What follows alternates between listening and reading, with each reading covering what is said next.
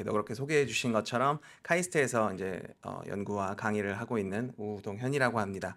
또 카이스트 공대다 보니까 이제 학자들, 연구자들에게 연구실을 만들라고 해서 연구실을 하나 만들어 봤습니다. 아직은 구성원이 저 혼자인데요. 네, 앞으로 선생님들과 같이 협업할 수 있으면 좋겠습니다. 이름은 댄 랩이고요. 왜 댄 랩인지는 조금 이따 말씀드리고, 강의를 1시간 하는 거죠? 네, 1시간. 네. 제가, 제가 카이스트에 부임한 이후에 모든 수업에서 항상 시작할 때 라틴어로 시작을 하거든요. 그래서 그 라틴어 두 구절이 있는데 그 중 하나가 프리마 스콜라 브레비스 에세 네벳입니다. 혹시 이게 무슨 뜻인지 아시는 분이 계실까요?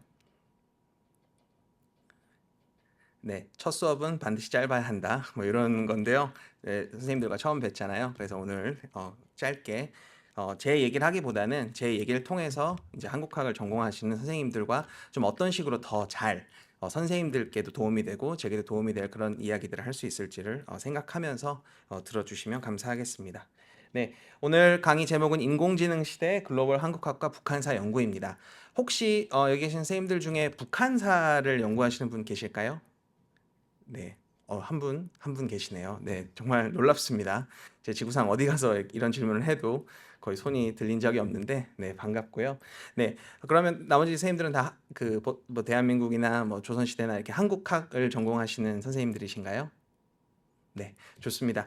네, 오늘은 북한을 포함해서 한국학에 대해서 이야기를 할 텐데, 일반적인 의미의 한국학이라기보다는 이제 사회가 디지털 기술과 그다음에 인공지능을 많이 쓰게 되잖아요. 그래서 한국학에도 분명히 영향이 있을 테고, 그런 어떤 시대적 변화에 우리가 어떤 식으로 이렇게 대응할 수 있을지, 더 잘 연구할 수 있을지 등을 논의를 해보면 좋겠습니다.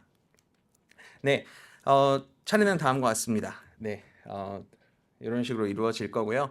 1시간을 채워서 할 수 있도록 준비를 했는데 조금 빨리 끝내고 선생님들과 질의응답 토론을 하는 시간을 가지면 좋을 것 같아요. 네, 저는 저런 학자입니다. 현재 한국과학기술원에서 이제 디지털인문사회과학부에서 역사학과 디지털 역사학을 담당하고 있고요.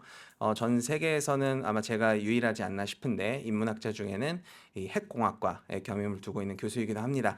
왜냐하면 제가 이제 공부하는 주제가 핵 역사라서 이제 뭐 제가 기술 쪽에 대해서 많이 아는 것은 아니지만 역사와 공학을 어떻게 접목시킬 수 있을까도 마찬가지로 고민을 하고 있고요. 네, 저는 전통적인 의미의 역사 훈련을 쭉 받아왔습니다. 그래서 서울대에서 한국사, 뭐 북한사 이런 것들을 전공을 했고 이제 미국으로 건너가서 이제 아마 여기에는 미국이나 이제 다른 곳에서 유학하시는 분도 계실 텐데요. 저도 여러 분 자리에 있던 그런 경험이 이제 기억이 나네요. 특기 사항으로는 이제 뭐 몇 년 전에 나온 영화 오펜하이머 보셨나요? 네, 오펜하이머에는 그 오펜하이머가 이제 소장으로 있던 로스알라모스 연구소의 어떤 이 창립 과정이 나오는데 저는 이제 거기 가서 발표한 경험이 아직도 생생하게 기억이 납니다. 그런 경험도 있고 이제 아무래도 북한을 공부하다 보니까 러시아를 이제 많이 갔습니다. 아마 한국 학자 중에는 제가 러시아를 상당히 많이 간 축에 속하는데 2018년부터 2022년까지 거의 매년 갔고요. 그 이후로도 이제 저랑 같이 협업하는 연구원들을 러시아로 보내서 자료도 수집하고 공부를 이어나가고 있습니다. 학술서 4권을 번역을 했고요. 자료집 3권을 번역을 했고 그다음에 무엇보다 여러분의 이 프로그램의 직접적인 선배입니다. 저는 6년 전에 이제 제 기억으로는 아마 위에서 강의를 들었던 것 같은데요. 이 건물에서 이렇게 이 프로그램에 참여를 한 적이 있습니다. 그래서 강의도 좋고 네트워킹도 좋았지만 이렇게 다시 이렇게 뛰어난 어떻게 보면 후배 연구자분들과 만날 수 있어서 너무 반갑습니다. 네, 제가 번역한 책인데요. 전 저 중에서도 저 플루토피아를 가장 애착하는 책입니다. 네, MIT의 역사학자 케이트 브라운 선생님께서 내신 책이고요. 핵 역사, 환경사, 도시사 분야의 어떤 현대적 고전으로 벌써 거듭난 책입니다. 그래서 역사를 전공하지 않으시더라도 우리가 환경, 도시, 그다음에 이런 어떤 지구적인 변화를 우리가 떼어놓고 연구나 생활을 할 수가 없게 됐잖아요. 그래서 그런 것들을 이렇게 어떻게 시작할까 그런 고민을 어떻게 할까를 이제 그런 질문이 있으시면 저 책을 읽어보시기를 추천드립니다. 네, 다른 책들도 다 재밌는데요. 네, 그거는 스킵하도록 하겠습니다. 네, 제 연구실을 소개하겠습니다. 제 연구실은 뭐 언제나 열려 있습니다. 그래서 이 강의를 들으시고 나서 좋은 아이디어, 뭐 좋은 접근법, 좋은 자료, 뭐 이런 것들이 생각나시면 언제든지 제게 이메일 보내주시면 됩니다. The Dan Lab이고요. Technology and History of Environment and Nuclear. 그래서 보시는 것처럼 저는 환경, 뭐 핵 문제, 기술사, 그다음에 뭐 의학사, 그다음에 전통적인 의미의 어떤 과학 기술사 뭐 이런 것들을 굉장히 많이 해보려고 악전고투하고 있습니다. 그래서 이 슬라이드를 만들 저번 달만 해도 페이퍼 6개가 리뷰 나갔고 그다음에 오늘 8월이죠. 네, 지금 페이퍼 7개가 리뷰 나갔다가 어제 하나가 이제 억셉이 돼서 네, 다시 6개 리뷰로 돌아왔고요. 뭐 다양한 것들을 하고 있습니다. 그래서 데이터 구조화 작업, 디지털 인문학 하려면 데이터 구조화가 필요하거든요. 그래서 저런 것들. 그다음에 한국역사연구회 디지털 역사 연구반을 운영하고 있습니다. 혹시 역사 전공하시는 선생님 계시면 인터넷에서 디지털 역사 연구반 치시면 가입 폼이 나옵니다. 그래서 간단하게 자기 정보 제공해 주시면 제가 후속 안내해 드리고요. 교수 신문이라는 온라인 신문에서 디지털 역사학의 물결이라는 연재 글을 작년에 이제 아마 작년이었던 것 같아요. 연재했는데 이 디지털 인문학 그 중에서도 디지털 역사학이 뭐냐를 이해할 때 저 연재 글을 참고해 주셔도 좋겠습니다. 그다음에 제 연구실 홈페이지 구글에서 더 댄랩 치면은 제게 가장 먼저 나오거든요. 거기 보면 이제 제 수업에서 카이스트 학부생들이 이제 과제물로 만든 그런 디지털 인문학, 디지털 역사학적 작업물이 있습니다. 그래서 대체 이게 뭘까 싶으면 그거를 참조해 주셔도 괜찮고요. 또 성균관대 사학과의 그 글로벌 인터렉츄얼 히스토리 유닛이랑 협업을 통해서 지금 디지털 역사학 파일럿 팀을 운영하고 있습니다. 오늘 청중에 계신 김슬긴 선생님도 이 팀에 계시죠. 그래서 이런 식으로 굉장히 다양한 수준에서 협업을 진행하고 있고요. 또 역사학에 특화된 AI 모델을 어떻게 만들 수 있을까를 고민하고 있고 또 작년에는 해외 8개국에 이제 연구원들을 보내서 한국사 관련 자료를 11만 쪽을 수집을 했습니다. 그래서 다시 한번 김슬기 선생님이 그때 일본에서 고생해 주셨는데 네, 저런 작업들을 하고 있습니다. 그래서 역사학과 인문학 그리고 디지털 인문학의 어떤 접점을 넓혀가는 그런 작업들인 거죠. 네, 작년에는 우리 학부에서 철학을 담당하시는 김동호 교수님, 영문학을 담당하시는 정세현 교수님과 함께 AI와 인문학의 주제들이라는 책을 아주 이 짧은 책을 공저하기도 했고요. 저도 몰랐는데 그 공무원 교육하는 국가인재개발원 거기서 이제 글 하나 써달라고 청탁이 와서 이 디지털 시대에 어떻게 우리가 이런 것들을 더 잘 이용할 수 있을까에 관해서 쓰기도 했습니다. 네. 네, 그리고 6월 말에는 한국고등교육재단이 이렇게 약간 세미 클로즈드 형태로 진행한 AI and Humanity라는 학회에서 디지털 역사학에 대해 발표를 하기도 했고 벌써 2년 전인데요. 어, 디지털 인문학이 뭐 여러분들이 들어보셨을 만한 그런 텍스트 마이닝만 쓰는 게 아니라 뭐 네트워크 분석, 그다음에 멀티모달 분석 등을 총동원하는 그런 굉장히 융합적이고 새로운 학문입니다. 그래서 저는 네트워크 접근에 관심이 많아서 제가 가진 사료를 바탕으로 네트워크 접근을 어떻게 할지를 이렇게 고민하는 그런 자리를 가지기도 했습니다. 그래서 페이퍼는 작성 중이고요.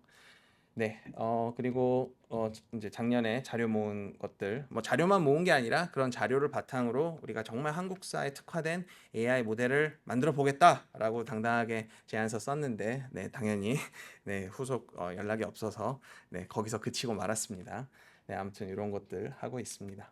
네, 오늘 이제 제가 한국학을 전공하시는 여러분들을 뵙고 뭘 얘기해 줄 수 있을까? 뭘 얘기해야 서로에게 가장 도움이 되고 가장 유용하게 이렇게 작동할 수 있을까? 이런 거를 고민을 많이 했는데 사실 그 대답을 찾긴 쉽지 않은 것 같아요. 아까도 보셨겠지만 제가 전공하는 북한사를 전공하시는 분은 한 분 계시고 뭐 한국학 뭐 제가 알기로는 이제 뭐 문학도 있고 역사도 있고 철학도 있을 텐데 이 한국학을 포괄하는 어떤 연구자 선생님들께 제가 이렇게 당당하게 해드릴 수 있는 말씀은 북한사에 있다기보다는 어떤 한국학의 현 주소와 그리고 거기서 어떻게 인공지능을 더 잘 쓸까 요거에 조금 더 이렇게 효용이 있지 않나 이런 생각을 좀 하게 됐습니다. 요거는 이제 뉴욕 타임스에 6월에 나온 기사인데요. 제목에서 보실 수 있겠지만 이제 미국 그리고 미국을 비롯한 영어권에서는 실제로 AI에게 이제 역사 쓰기의 어떤 임무가 조금씩 부여되는 그런 상황이 펼쳐지고 있습니다. 당장에 역사학자를 대체할 수는 없죠, 당연히. 그런데 이제 이런 일들이 벌어지고 있고, 그다음에 현직에서 이제 역사를 가르치는 교수들이나 혹은 강사 선생님들이나 그런 분들께서도 이제 이 AI에 대한 다양한 입장과 어떤 다양한 어떤 활용법을 고민을 하시는데요. 오늘은 그런 얘기를 조금 해보고자 합니다. 조금. 네. 그래서 요 기사는 굉장히 흥미롭습니다. 대규모 언어 모델을 써서 어떤 역사학 연구자가 본인이 갖고 있는 사료를 그 모델에 넣으면 그 모델이 알아서 역사를 정말 써줍니다. 이렇게 써주는 거죠.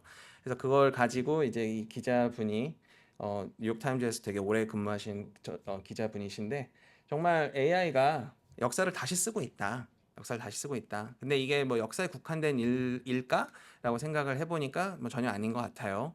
뭐 역사도 쓰는데 문학도 쓸 수 있고 철학도 쓸 수 있고 그다음에 뭐 여러분들이 이제 한국학이라는 어떤 큰 이 우산 용어 아래에 하고 계신 모든 것들을 이제 할 수 있는 그런 시대가 온 것 같아요. 그래서 제가 6년 전에 이 프로그램을 들었을 때와는 또 달라진 것 같아요. 그래서 그런 어떤 예측할 수 없는 미래를 좀 더 잘 이렇게 헤쳐나가기 위해서 제가 오늘 강연을 좀 준비를 해봤습니다. 네, 저도 압니다.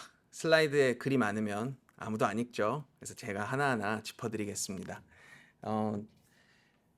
선생님들께서는 어떻게 느끼실지 몰라도 연구 환경이 굉장히 많이 인공지능화가 되어 있습니다. 저는 카이스트에서 근무를 하기 때문에 더더욱 그런 걸 느끼는 것 같아요. 요새 뭐 이공계 쪽에서 AI를 쓰지 않는 연구실은 없다고 해도 과언이 아니고요.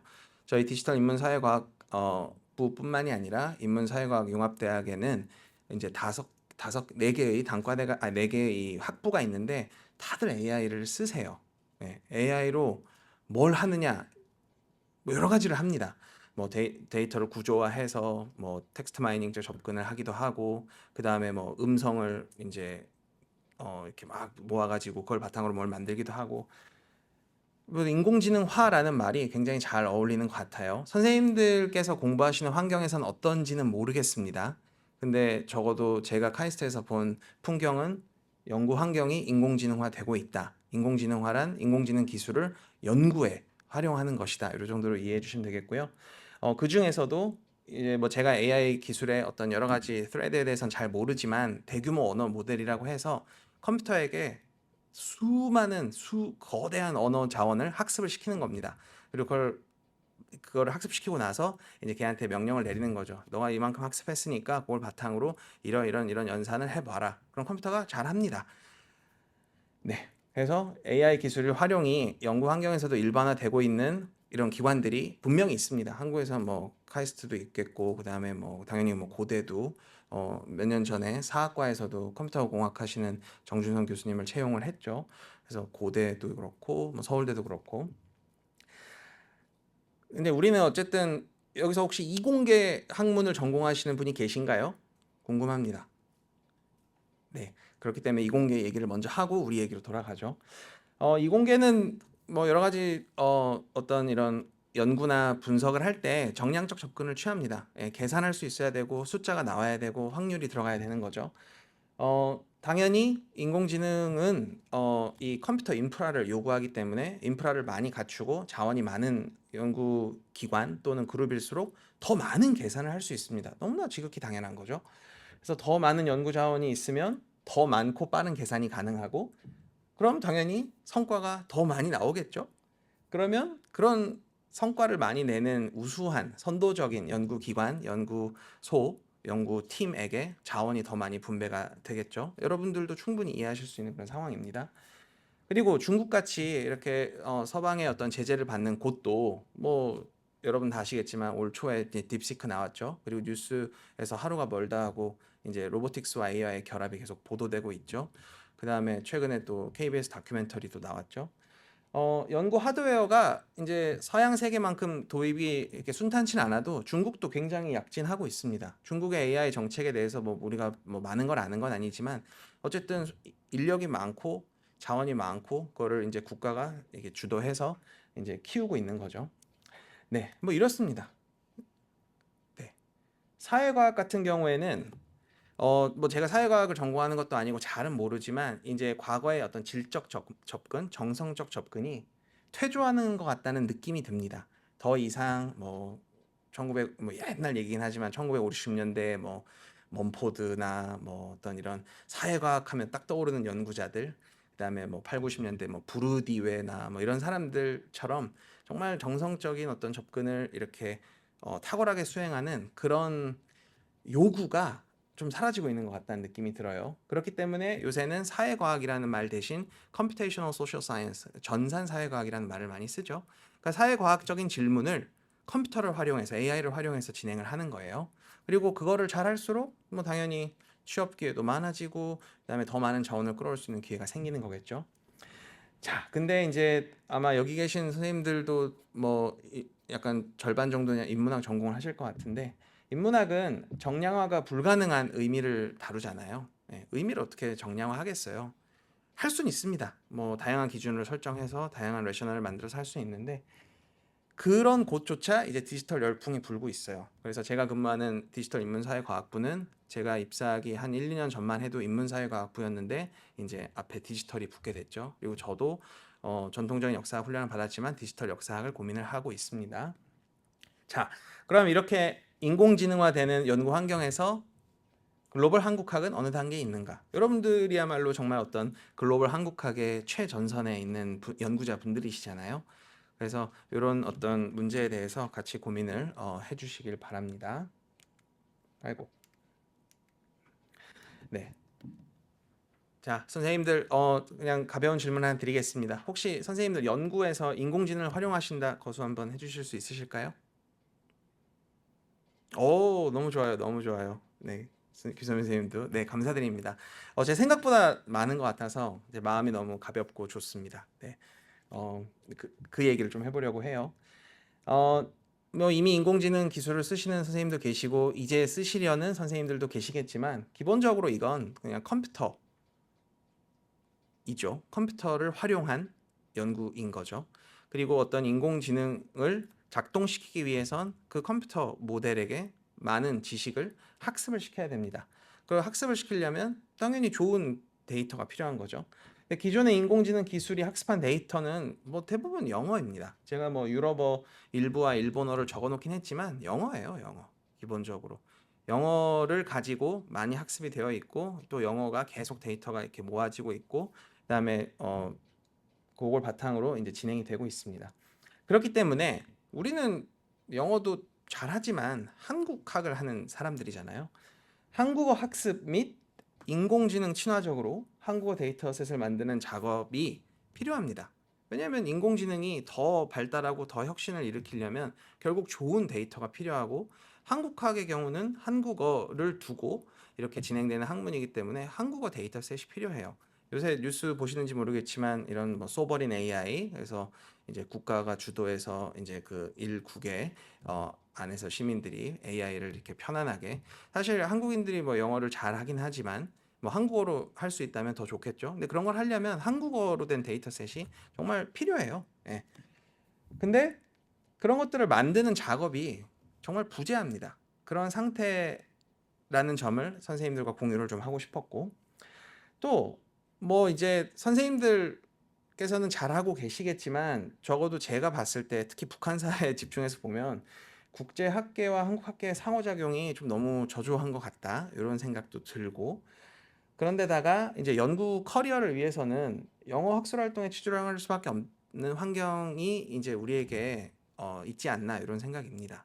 네, 그래서 당연히 뭐 KCI도 논문 잘 써야 되겠지만 이제 뭐 실제로 전마켓에서는 SCI 논문 쓴 사람을 더 이렇게 뽑는 경향이 있으니까 아마 선생님들께서는 저보다 더 많이 이 지점을 고민하고 계실 거예요. 그런 다음에 국제 지역 학계, 그러니까 뭐 당연히 이제 영미권을 중심으로 하겠지만 뭐 한국학, 일본학, 중국학, 그다음에 뭐 베트남학 이런 아시아에서의 이런 지역학들 인공지능에 대해 좀 무관심한 것 같아요. 제가 이쪽은 업데이트를 뭐 아주 이렇게 팔로우업을 많이 하고 있진 않은데 오히려 베트남학 하시는 이제 연구자 선생님들이 뭐 디지털 인문학을 좀 이렇게 열심히 하는 모습들이 보이긴 하는데 아직 한국학은 더 많은 이런 인풋이 필요하다 이런 단계이고요. 또 미국과 유럽 일각에서 진행되는 어떤 디지털 이니셔티브, 그러니까 뭐 고문헌들을 다 전자화해서 OCR 돌려가지고 이 데이터화를 한다든가, 아니면은 뭐 이렇게 디지털 하는 사람들을 이렇게 연구자들과 이렇게 그룹 지어가지고 새로운 걸 만들게 한다든가, 뭐 이런 어떤 이니셔티브에 비추어 볼 때 한국학의 인공지능화는 대단히 점진적인 것 같아요.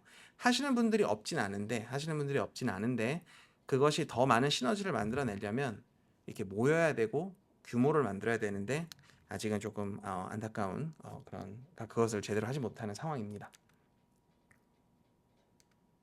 네, 그럼 디지털 인문학이 뭐냐? 이렇게 여쭤보시는 분도 계실 텐데 역사학자인 제가 이해하는 바를 최대한 쉽게 전달해 드리도록 하겠습니다.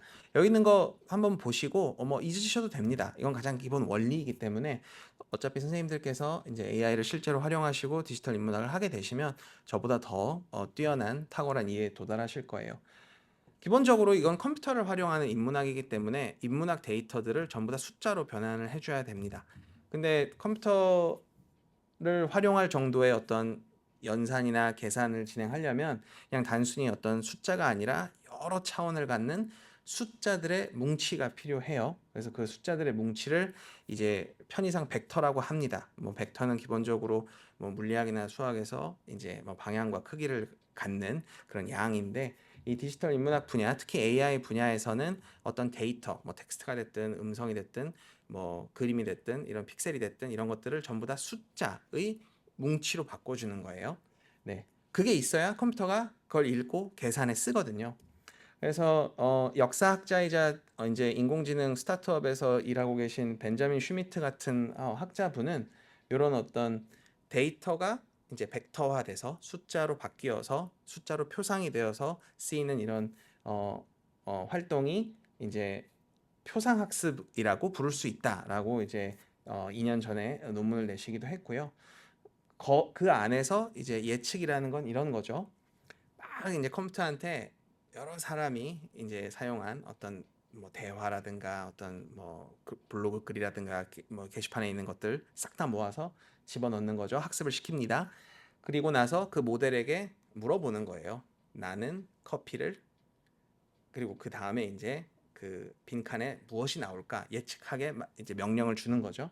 그럼 당연히 뭐 마신다, 뭐 끓인다 이게 높은 확률로 나오겠고 뭐 커피를 존경한다 뭐 요거는 상당히 낮은 확률로 나오겠죠. 그 누구도 커피를 존경한다 뭐 그런 사람도 있겠지만 그렇게 쓰는 데이터가 거의 없을 테니까.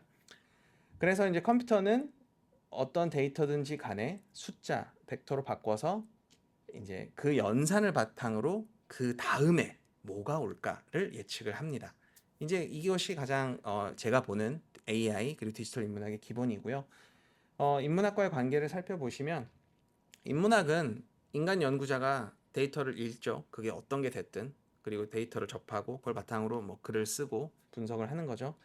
역사학은 뭐 당연히 마찬가지입니다. 데이터를 읽고 해석을 이제 진행을 하죠. 근데 여기에 어떻게 AI를 적용할 것인가를 이제 사람들이 고민을 하고 있고 가장 기본 원리는 역시 컴퓨터가 있고 얘는 인간에 비해서 정말 계산 속도나 이런 규모가 비할 바 없이 뛰어나고 크니까 그 장점을 활용하자 이런 어떤 기대는 있는데 아직까지 그 어떤 디지털 인문학, 디지털 역사학이라고 당당하게 내세울 만한 무언가가 나오진 않은 상태입니다. 그건 제가 뒤에 가서 말씀드릴게요. 그래서 이런 거예요. 네. 데이터를 숫자 뭉치, 벡터로 바꿔서 컴퓨터한테 연산을 시킨다. 그리고 이거를 활용한 인문학이 디지털 인문학인 거죠. 왜 디지털이냐? 뭐 디지털 컴퓨터를 썼으니까. 이 정도로 이해하시면 되겠습니다. 그래서 상당히 미래가 밝아 보입니다. 세상에 자료가 얼마나 많아요. 미활용 빅데이터가 얼마나 많겠어요.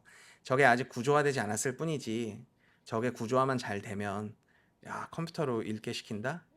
제가 얼마 전에 그 수정고를 낸 그 어떤 연구에서는 인민일보, 중국의 당 기관지죠. 1946년부터 1995년까지, 그리고 조선일보 46년부터 95년까지의 모든 기사에서 뭐 특정 단어를 뽑아서 뭐 그 단어가 뭐 어떤 식으로 이렇게 배치되는지를 컴퓨터한테 시키는 그런 논문을 이제 썼는데, 뭐 그런 거죠. 여러분 중에 누가 인민일보, 조선일보 이런 것들을 전지를 다 읽으시겠어요? 아무 의미가 없잖아요. 물론 다 읽을 수는 있죠.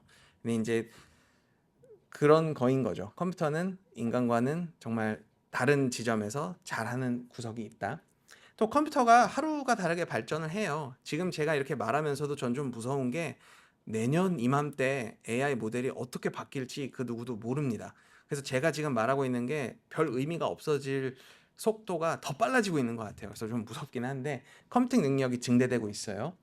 그다음에 뭐 선생님들 뭐 대부분 다 아실 거라고 믿습니다. 인문학의 처지도 좀 우리가 고민을 해야 돼요. 이 디지털 인문학을 할 때. 우선 기본적으로 사람들은 학계에 있는 사람들 말고 일반적으로 사람들은 인문학을 실용적이라고 보지 않죠. 왜냐하면 인문학 그 자체가 막 금전적 가치를 만들어내는 건 아니니까. 그리고 뭐 이제 저도 이제 느끼고 있고 선생님들도 느끼시겠지만, 뭐 박사 과정을 혹은 대학원 과정을 성공적으로 졸업을 해도 그게 뭐 이렇게 안전한 직장으로 이어지는 것도 아니고, 그다음에 취업 후에도 불안불안해요. 저 디지털 인문학 열심히 하잖아요. 예. 왜냐? 아까 제가 이 슬라이드에서 보여드렸지만 이제는 컴퓨터가 역사도 써준단 말이죠. 그럼 이제 기존의 역사학자는 어떻게 살아남을까를 고민을 해야 되는데, 이런 맥락도 좀 고려를 해주시면 좋겠어요. 네, 인문학은 크게 세 분야로 나뉘죠. 문사철로 나뉘죠. 그래서 뭐 다양한 연구들이 나오고 있는데 가장 대표적인 것들을 좀 이렇게 가져와 봤고요. 여기서 이 하나하나를 소개해 드리기보다는 아마 선생님들께서 요 어떤 제목들을 활용하실 수 있으니까 인터넷에서 찾아보시면, 아, 이런 식으로 각각의 분야에서 디지털 인문학, AI를 통한 인문학 이런 것 작업들을 하고 있구나. 그리고 한국학에도, 그리고 선생님의 세부 전공에도 이런 식으로 적용할 수 있겠구나를 생각해 주시면 좋겠습니다. 네, 사학 같은 경우에는 이제 그 워싱턴 대학교 제가 갑자기 생각이 안 나네요. 네, 워싱턴 대학교 루이지애나에서 이제 조선시대사 가르치시는 강혁헌 교수님이 쓰신 논문인데 되게 재밌어요. 뭐냐면 17세기 일본에서 그 밀수하는 사람들을 일망타진합니다. 그래서 그 일망타진해서 그 범죄자들의 기록을 쫙 작성을 하는데, 그 기록이 만들어지고 나서 2020년대까지 연구자 그리고 그 기록을 만든 그 뭐지 정부는 뭐 이러이러한 사람이 이 밀수 네트워크의 가장 핵심이었다라고 봤어요. 근데 이제 강혁헌 교수님은 이 데이터를 전산화를 해서 가장 기본적인 네트워크 분석을 적용을 해보니까, 적어도 네트워크 분석에 기초해 봤을 때 이런 사람이 아니라 다른 사람이 이 전체 네트워크, 그 전체 밀수 네트워크에서 중요했고, 뭐 기존에 뭐 중요한 지역으로 뽑혔던 어디가 아니라 뭐 나가사키가 아니라 뭐 하카다가 중요했다, 뭐 이런 식으로 정말 새로운 이해를 도출을 하시거든요. 그래서 꼭 한번 읽어보시면 좋겠습니다. 네, 그리고 뭐 아마 이 자리에는 미국에서 활동하시는 선생님들도 많이 계실 텐데, 몇 년 전에 작년인가에 그 예일대 한국학 사서 선생님께서 주도하셔서 그 Bibliography of Modern Korean Publication이라고, 보통 우리가 한국 근대사라고 이해하는 그 1900년대 초부터 45년까지 이 조선에서 한반도에서 나온 모든 잡지에 대한 어떤 거대한 네트워크를 구축을 하셨어요. 그래서 문학하시는 분, 역사하시는 분, 철학하시는 분뿐만이 아니라 이 시기를 다루시는 선생님들이 계시다면 적극 참조해 보시면 좋을 것 같아요. 이게 완벽해서 제가 소개해 드리는 게 아니라, 이런 게 가능하고 이게 만약에 유용하다면 우리 연구자들에게 더 유용한 무언가를 우리가 직접 만들 수 있다, 뭐 이런 어떤 메시지를 주는 것 같아서 가져와 봤고요.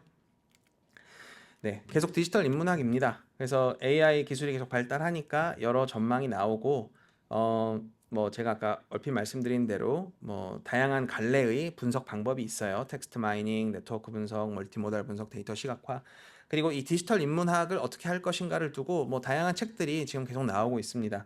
그래서 작년에 에모리 대학교 정보학과에 로 이직을 하신 조 굴디 1세대 디지털 역사학자신데 조 굴디 선생님이 2년 전에 텍스트 마이닝에 대한 책을 내셨고요.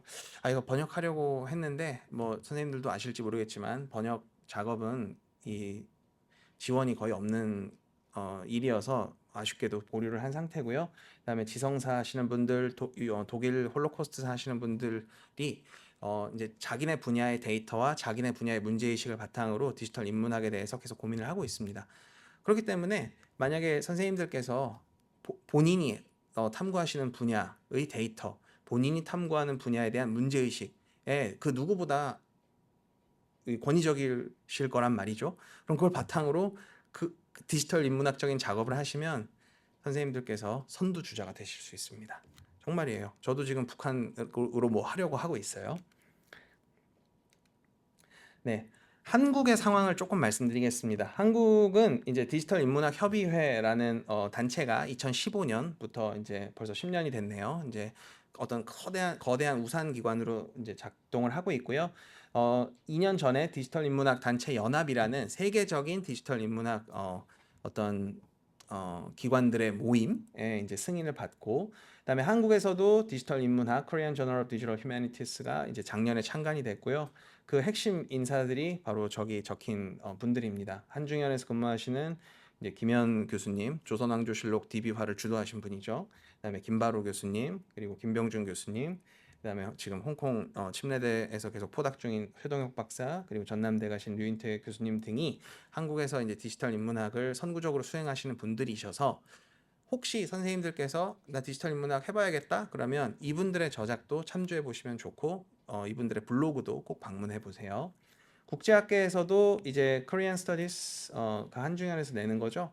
예, 거기에 아니구나. 그 코리안 저널이군요. 예, 죄송합니다. 또 저널 코리안 스터디스일 거예요, 아마. 그래서 2년 전에 홍콩에 계신 차비에르 차 교수님, 강혁헌 교수님, 그리고 베를린에 계신 징후 선생님께서 디지털 인문학을 이 조선 맥락에도 적용시킬 수 있다. 한국 맥락에도 적용시킬 수 있다를 보여주셨고 가장 활발하게 활동하는 연구자 중 한 분이 베누아 베르틀리에 시드니 대학에서 한국 근대 문학을 가르치는 교수가 계신데 8월부터 10월까지 한국학중앙연구원에 계신다고 하니까 한번 연락해 보시면 디지털 인문학에 대해서 또 이렇게 가르침을 얻을 수 있지 않을까 생각합니다. 네, Journal of Asian Studies에 3년 전에 북한 문학을 어떻게 이 양적으로 새롭게 활용할 수 있는지에 대해서 논문을 쓰셨고요. 네, 뭐 요 정도입니다. 네, 그리고 제가 아까 얼핏 말씀드린 그 인민일보, 조선일보 관련해서 논문 쓰고 있는 건데 요거는 혹시 질의응답 토론 시간 때 궁금하신 분이 계시면 더 설명해 드리도록 하겠습니다.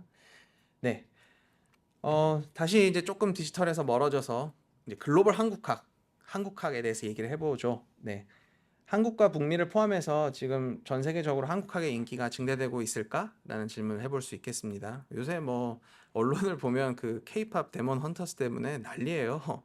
한국의 문화적 위상이 저는 사실 BTS 이후로 이렇게 더 올라갈 수 있을까 생각했었는데 제 예측이 틀렸죠. 너무 잘 된 일입니다. 예, 예. 이럴 때 논문이나 뭐 이렇게 분석하시는 거에 뭐 단어를 이렇게 막 데몬, 헌터스 뭐 이런 거 넣으면 인기가 아주 좋을지도 몰라요. 그래서 근데 그거는 이제 문화적이고 이제 어떤 사회에서 벌어지는 일이고 한국 학은 어떤가를 이제 우리가 고민해 봐야 될 필요가 있겠습니다. 당연히 중국학, 일본학에 비해서 신생 분야인 것 같아요, 아직도. 그다음에 한국 정부나 재단이 이렇게 손희정 재단처럼 이렇게 제한적인 지원을 해주지만 정말 제한적입니다. 그리고 그러다 보니 이 사람들이 이른바 하드한 문제들, 시리어스한 문제들에 대해 잘 이렇게 인게이지를 안 하는 것 같다는 생각이 좀 들어요. 연성 권력에 거덕에 집중합니다. 뭐 이데올로기가 어떻고 생각이 어떻고 뭐 이런 것들. 뭐 그 자체가 나쁜 건 아닌데 적어도 이제 북한사를 하는 제가 봤을 때는 좀 이렇게 뭐라 그럴까? 편차가 있는 거죠. 이런 문제도 중요하고 저런 문제도 중요한데 너무 연성 권력에만 집중이 돼서 실제적으로 예컨대 뭐 한국사에 대한 정치 경제학이라든가 뭐 이런 것들이 잘 진행이 안 되는 부분이 있는 것 같아요. 냉전사 분야에서는 한국 전쟁이 되게 중요한 주제지만 한국사가 그렇게 많이 다뤄지진 않습니다. 그건 당연한 거예요. 연구자의 숫자도 적고 그거를 출판할 수 있는 아울렛도 적고 뭐 이러다 보니까 그런 일이 생기는 거겠죠. 자, 방금 한국학에 대해서 좀 이렇게 약간 우울한 얘기를 했는데 북한에 비하면 그래도 한국학은 나은 상태입니다. 북한학은 글로벌 한국학에서도 아주 작은 일부예요. 근데 북한사는 북한학 안에서도 아주 작은 일부입니다. 거의 하는 사람이 없어요, 이 지구상에. 네, 좀 아쉽긴 해요. 네. 대중적으로는 북한이 뭐 이러저러한 문제나 이런 것들을 갖고 있기 때문에 많은 관심을 받는 것 같지만 학계에서는 정말 북한사로 학위 논문을 쓰면 취직하기가 되게 어려워요. 그래서 전 되게 운이 좋았고 저도 나름의 이런저런 고민과 장치를 통해서 이제 취직을 했지만 참 이게 너무 아쉽습니다. 이렇다 보니 누가 북한사 공부하고 싶겠어요. 네, 뭐 물론 해주시는 훌륭한 분들도 계시지만 네. 어, 북한사의 규모가 작다 보니까 그 안에 있는 흐름을 뭐 제가 뭐 다 이렇게 숙지하고 있다고는 할 수 없지만 그래도 크게 두 가지 정도의 어떤 이 상반되는 시각이 있다는 걸 보여드리고 싶었어요. 북한사는 기본적으로 이제 북한은 처음부터 전체주의 독재 국가라는 그런 주장을 하시는 연구자들이 계세요. 그래서 뭐 주요 참조 자료 이런 것들이 있고 장점이 있고 단점이 있는데 제가 여기서 이 하나하나를 비판하려는 게 아니고 그냥 선생님들께 북한사가 이런 식으로 어떤 구도가 잡혀 있다를 보여드리려고 해요. 왜냐하면 본인이 어떠한 이런 학술적 구도에 논의의 지평에 올라와 있느냐도 이 훌륭한 연구자로 가는 대단히 필요한 요소라고 생각하거든요. 그래서 이런 것들이 있고 그 다음에 다른 한편에선 이제 주로 미국에서 캐나다에서 활동하시는 선생님들이 북한은 사회주의 근대성을 실천한 탈식민 국가라고 주장하시는 분들이 계십니다. 그래서 주요 참조 자료, 그다음에 장점, 단점이 있는데 결국에 북한사가 정말 어떤 역사학의 하위 분야로서 자리 잡으려면 저 두 시각이 결국은 이렇게 융합이 돼야 된다고 생각을 해요. 자료도 한국 자료도 보고 북한 자료도 보고 외국 자료도 보고 이래야 되는데 쉽진 않습니다. 네, 참, 네, 뭐 한국사에 대해서 뭐 이렇게 여러 흐름들이 있겠지만 이제 디지털 인문학 얘기를 했고 어떤 글로벌 한국학 얘기를 했으니까 이제 돌파구에 대해서 한번 생각을 해보면 좋겠어요. 아까 제가 얼핏 말씀드렸는데 선생님들은 선생님의 이 세부 전공 분야에 대한 데이터만큼은 이 세상 누구보다 잘 장악하고 계시리라 생각합니다. 그리고 뭐 여긴 인문학자, 사회과학자 그리고 다른 공부를 하시는 분도 계시겠지만 그냥 편의상 인문학자라고 할게요. 인문학자의 어떤 가장 큰 장점은 이 데이터를 정말 깊숙한 수준까지 파고들어서 보는 그런 역량을 가지고 있다는 것입니다.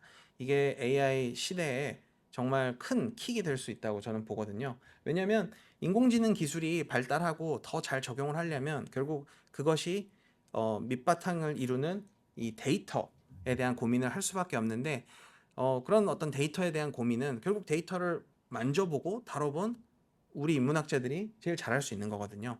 데이터 과학에는 저런 격언이 있습니다. 기고, garbage in, garbage out. 그러니까 쓰레기 같은 정보를 넣으면 나올 수 있는 건 쓰레기밖에 없다는 거예요. 네. 근데 아까 제가 말씀드렸다시피 뭐 영어 데이터로 이제 기존의 상용 LLM들이 많이 이렇게 학습이 됐지만 영어 말고 한국어 AI를 만들려면 또 한국어 AI를 잘 쓰려면 결국 좋은 한국어 데이터가 필요한데 그 데이터의 공급자가 우리가 될 필요는 없지만 아무튼 선생님들의 분야에서 이렇게 활용되는 데이터에 대한 장악력만큼은 지구 최고다 이렇게 생각을 저는 해요. 그래서 그걸 한번 계속 가져가 주시면 좋겠고 인공지능 기술은 학습한 데이터의 범위 안에서만 연산이 가능합니다. 그렇기 때문에 예컨대 북한사 자료의 내용을 학습하지 않은 그 어떤 LLM이나 인공지능도 북한사에 대해서 얘기할 수 없어요. 물론 자기가 학습한 이 어떤 데이터를 가지고 북한사를 막 쓸 수는 있겠지만 그거는 결국 소설인 거죠. 예, 진실성을 담보하지 않죠. 근데 인문학 중에서도 역사학자는 이 진실성이 되게 중요한 거니까. 꼼꼼한 데이터 수집, 가공, 주석 작업을 통해 인공지능 친화적이면서 한국학의 고유한 측면을 보여주는 데이터셋 제작이 가능할 거라고 저는 생각합니다. 어떤 식으로 그 실질적으로 그 팀을 구성하고 파이프라인을 구축하고 데이터셋을 만들어서 그거를 영어권 학술장에 유포시킬지는 고민이 필요하겠지만 그러한 작업이 가능하다면 한국 학자들이 나서서 해줘야 좋은 데이터셋 제작이 가능하다라는 생각이고요. 왜 이런 고민을 하게 됐냐면 저는 러시아에서 정말 그 문서가 생산된 이래 그 누구도 찾지 않은 많은 북한 관련 러시아어 자료를 참조를 했습니다. 이제 앞으로도 저를 제외하면 아무도 안 볼 거예요, 그 자료. 그래서 아무튼 막 많이 봤는데 어떤 자료를 힘들게 구해서 봤어요. 봤는데 뭐 다양한 정보들이 담겨 있는데 저는 그 박사학위 논문을 쓸 때는 저 자료에서는 뽑아낸 어떤 이 정보값이 하나의 도표와 하나의 각주에 불과했습니다. 뭔가 이 자료가 더 많은 정보를 담고 있고 이게 참 재밌는 얘기인데 박사학위 논문에서는 잘 쓰지 못했다는 거죠.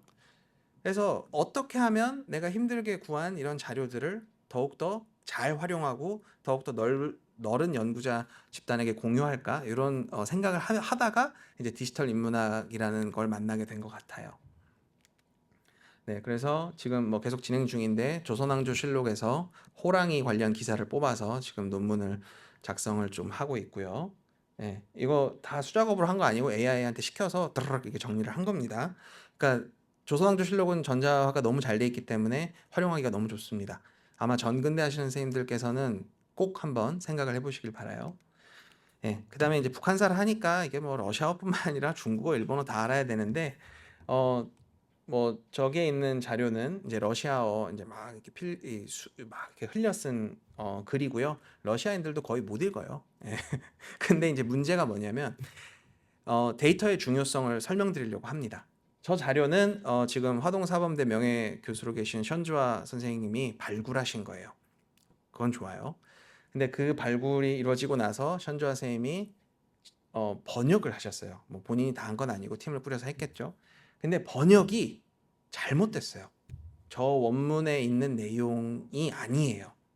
근데 뭐 북한 사는 사람이 없긴 하지만 저 같은 북한 사는 사람이 딱 이렇게 나타나서 저 자료를 참조하지 않는 이상 이 번역이 맞는지 틀린지는 확인할 방법이 없어요.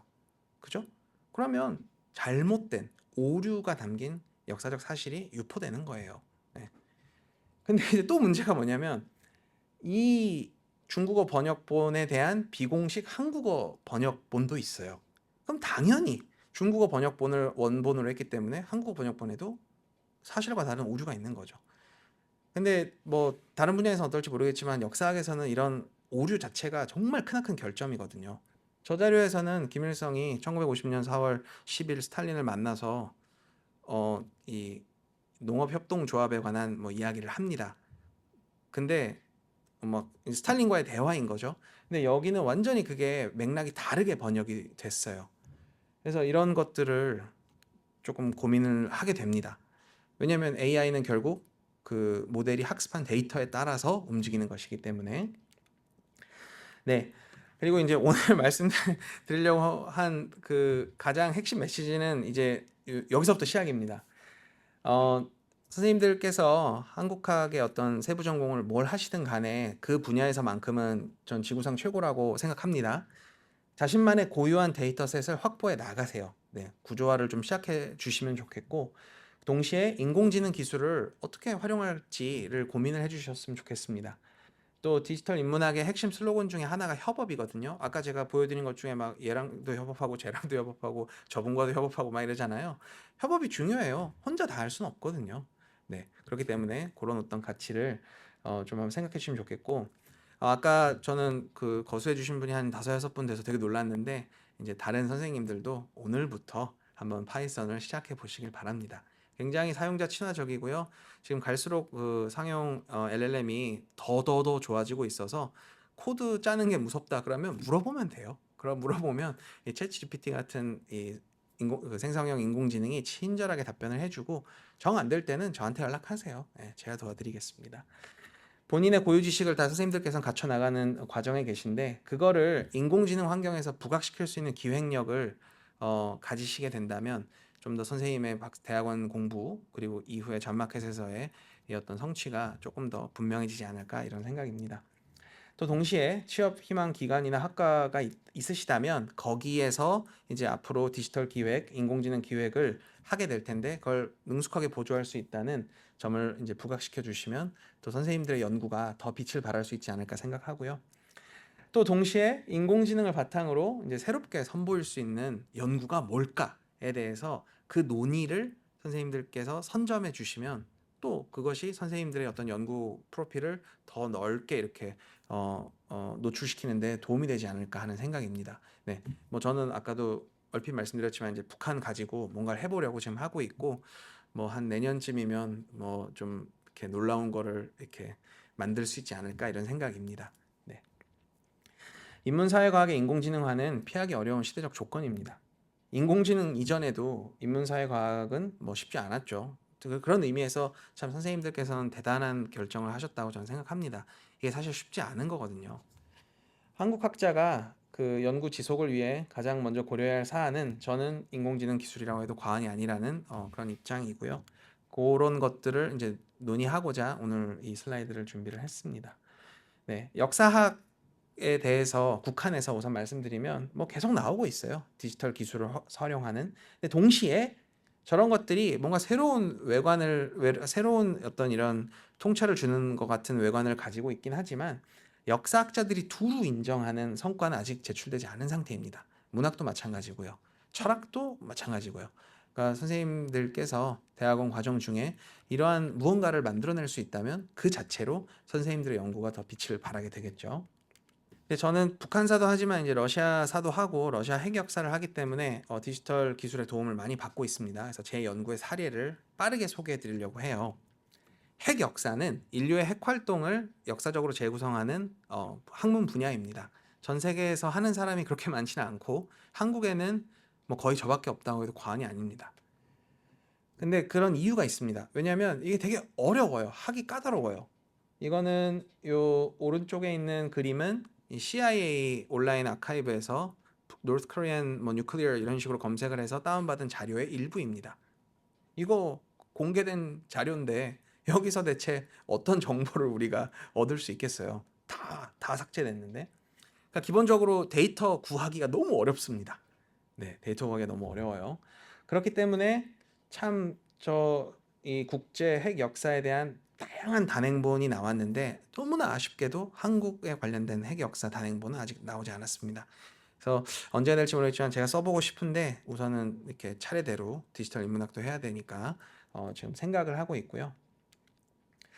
그러던 와중에 그 러시아의 국영기업 로사톰이라는 기업이 전자도서관을 운영해요. 거기 가면 아톰나야 에네르기아라는 영어로 하면 아토믹 에너지 그래서 원자력이라는 학술 저널을 1956년부터 2020년호까지 773호 정도 되는 이 방대한 빅데이터를 그냥 공개를 합니다.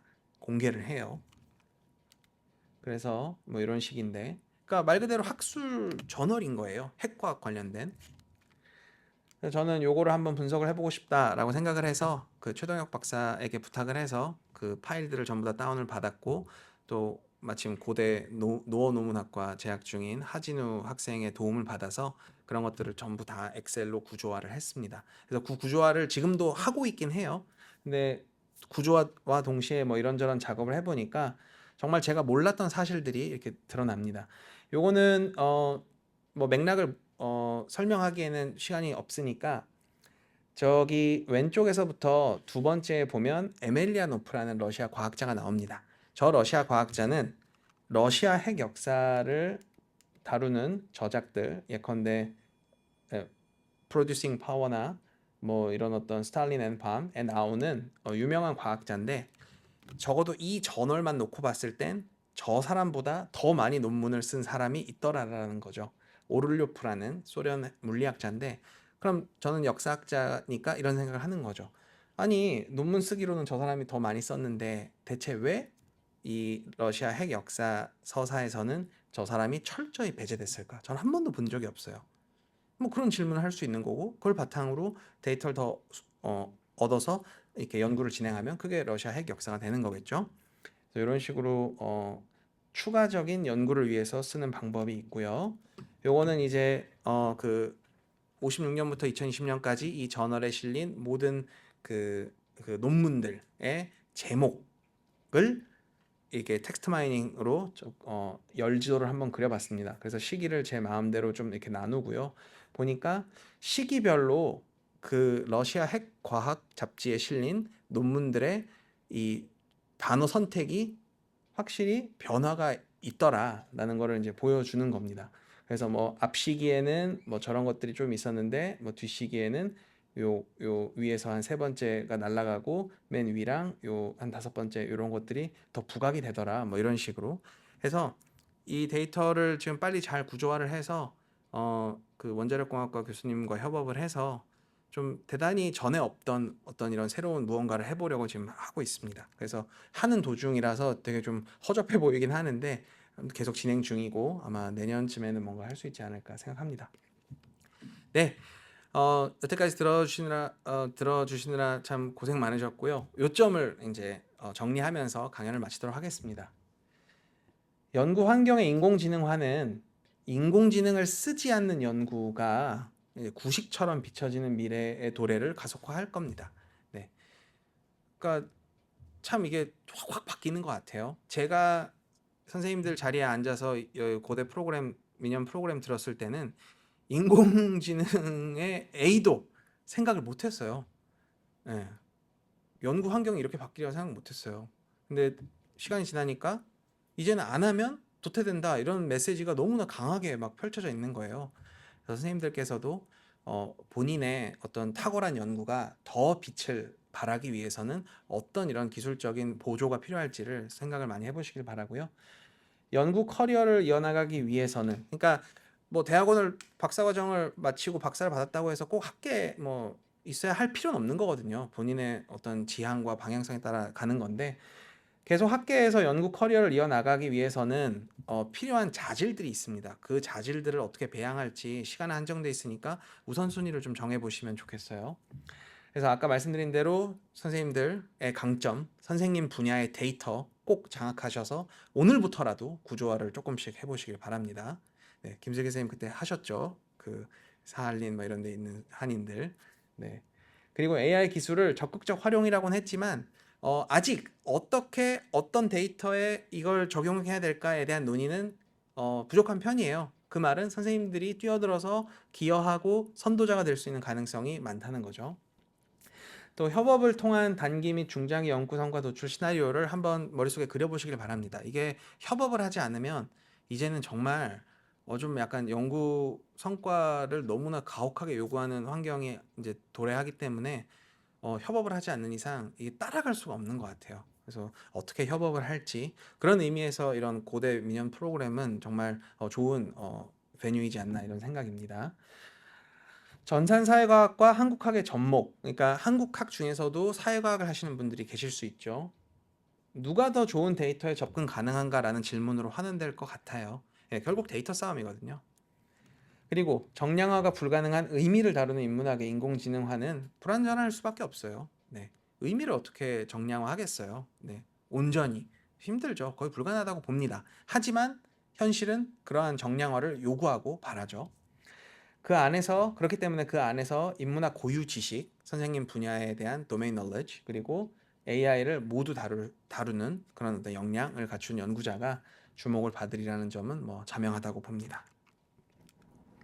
네, 이상으로 1시간에 걸친 강연을 마치도록 하겠습니다. 감사합니다.